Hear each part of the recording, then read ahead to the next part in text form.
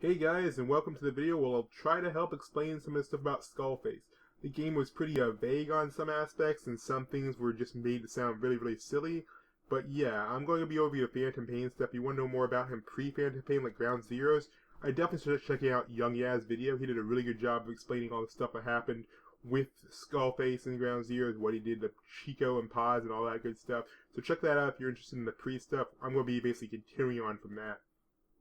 So just a tiny bit of backstory on what's happened so far in the game. We already found out that pretty much Skullface was behind everything that happened in Ground Zeroes with the Paz and Chico thing, and he planned it all, and then he blew up Mother Base and all that good stuff.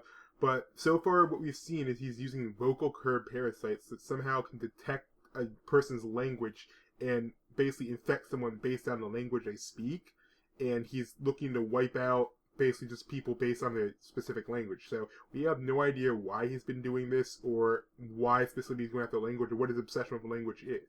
So let's go ahead and see what he has to say on the topic. This is when we actually get to have the interview with him.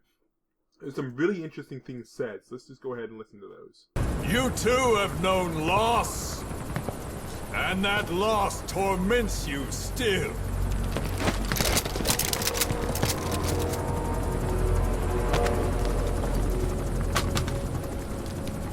You hope hatred might someday replace the pain, but it never goes away. It makes a man hideous, inside and out. Wouldn't you agree? We both are demons. Our humanity won't return. You, me, we've no place to run, nowhere to hide. And that is why I'll show you my demon. Okay, so pretty straightforward. He's talking about how they're both demons, like they're both doing very bad things. The very interesting thing he said was, you hope hatred might someday replace the pain. That's possibly referencing, revenge. Revenge, you decide someone you're going to hate, like, oh, I hate Skullface. He's the one who did all this. This is completely his fault. I'm going to kill him, blah, blah, blah. Stuff like that. Basically, he's turning his hatred of Cypher, or his hatred of Skullface, and he's hoping that will replace the pain of his loss. He doesn't have to deal with it anymore if he's all going for revenge. A very interesting concept. But then you see Skullface reply with, the pain never goes away. So yeah, you can get revenge, it never goes away. Again, a pretty common trope, the whole revenge, dig two graves types things. But another interesting thing he says is it makes a man hideous inside and out. Now, and of course, after that, he takes off his mask and says, wouldn't you agree? And then we pan over to seeing a bloody snake. Both their disfigured, corrupted bodies representing how they look on the inside in their soul. This is also kind of shown in the fact that if you kill too many people in game, there'll be blood you can never wash off. And this next part will probably sound like a whole, oh, and now it's time for me to tell you my evil plan thing. But the way he starts it off is, and this is why I will show you my demon. He's not saying, I'm going to tell you my secret plan now. He's basically saying, I am showing you myself. Because he considers them both demons. He's like, this is who I am. And this is where he will explain his reason for what he's doing, and everything. The whole tone of this conversation is actually pretty interesting. He references the plan that you've been pretty much chasing after the whole time, and he specifically says his plan, or will, is different. The interesting thing is here is he uses the word will.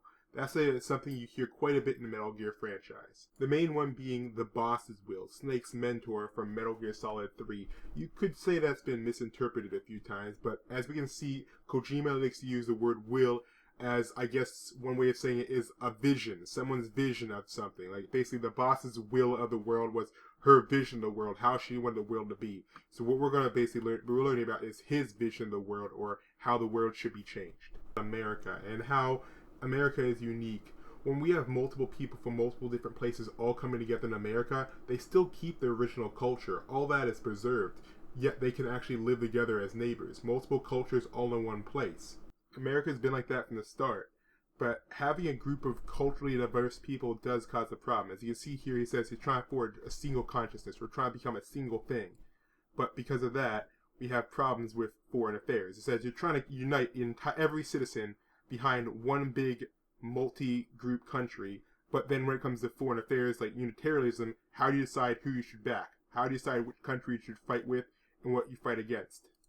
But Major Zero has a solution to this. Words. And a way to control subconscious decisions. This very concept would later become the Patriot system. We see a very early prototype of it demonstrated in Metal Gear Solid 2 as the thing that Raiden has to go through. This very concept would later become the Patriot system. We see a very early prototype of it demonstrated in Metal Gear Solid 2 as the thing that Raiden has to go through.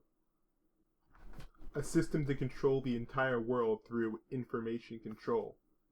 Manipulating words, manipulating just basic information to try to sway public opinion or try to convince people what's true and what's not, what they should be doing, what they should be thinking.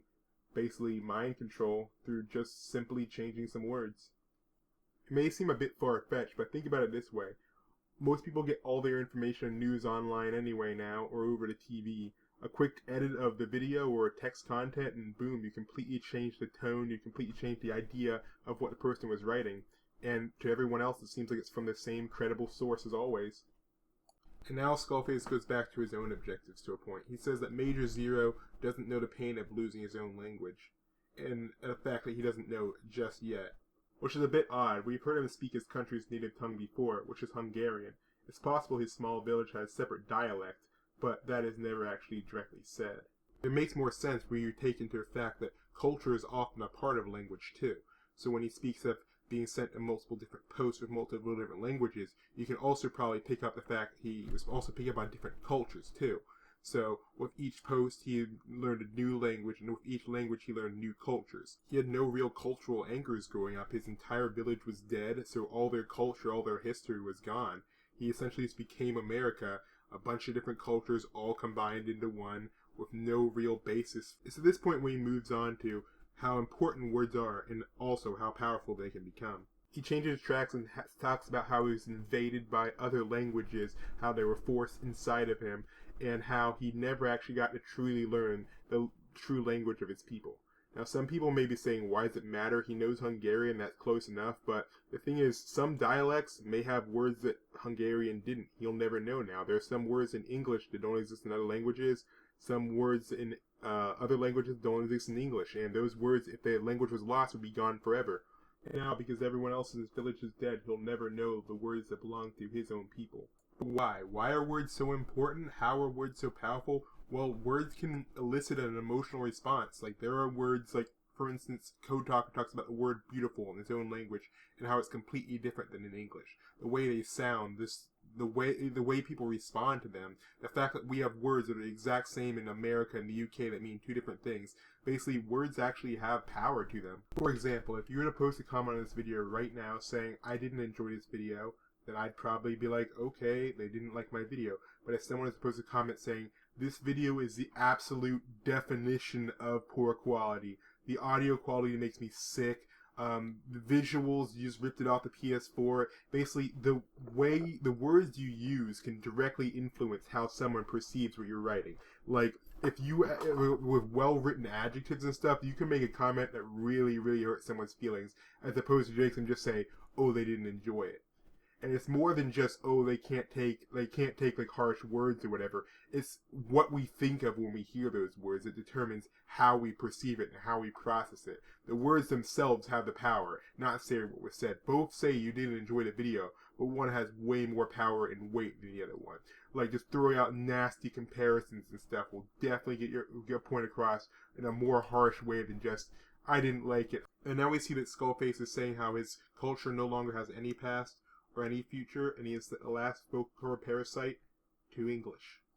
Now, at first glance, this may just seem like his basically way of getting revenge on the people who killed his village. Just killing all the English-speaking people would sure kill the people who caused the problem, but that's not actually the case. His reasoning is a little bit more complex than that.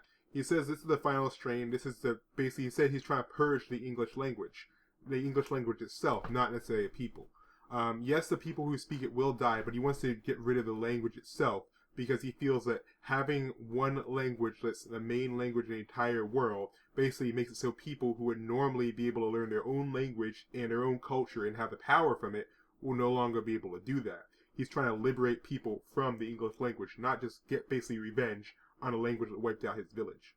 In short, he wants a world that is sans lingua franca, aka a world without a language bridge. He admits that that will cause some chaos, but afterwards, the world will finally be free. He also remarks that some people will miss having a common language. They'll have a phantom pain from not having a connection to everyone.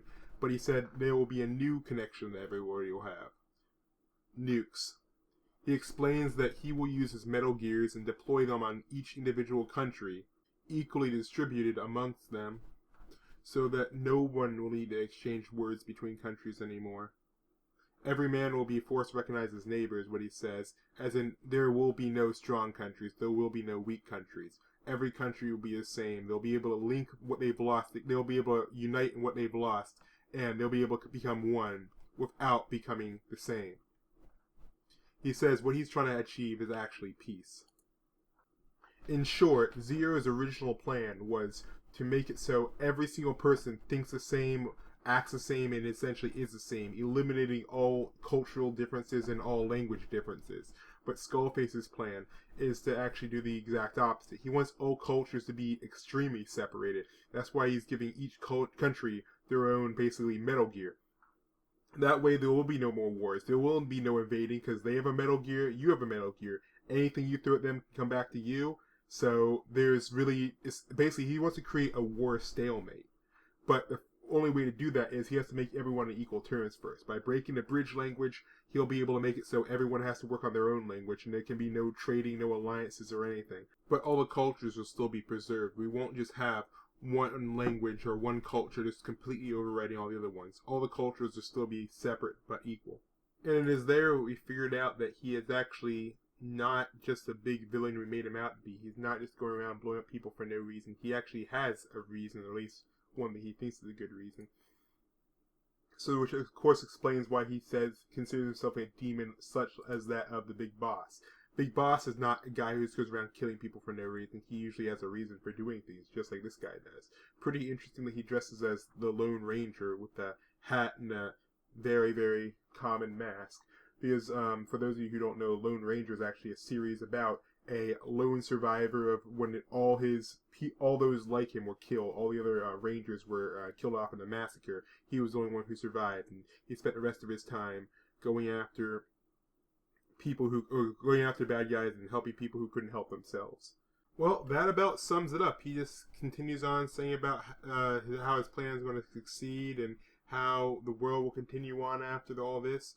But yeah, that pretty much sums up his monologue. I hope this helped you guys understand it a little bit better. If so, let me know in the comments. I really want to do an ending analysis that explains the ending better. Even just the in-game ending, not a secret ending or the other endings or whatever. But yeah, so guess I'll see you guys later. If you want to see the ending analysis video, just let me know in the comments, and I'll see if I can do it. Alright, see you guys. Bye.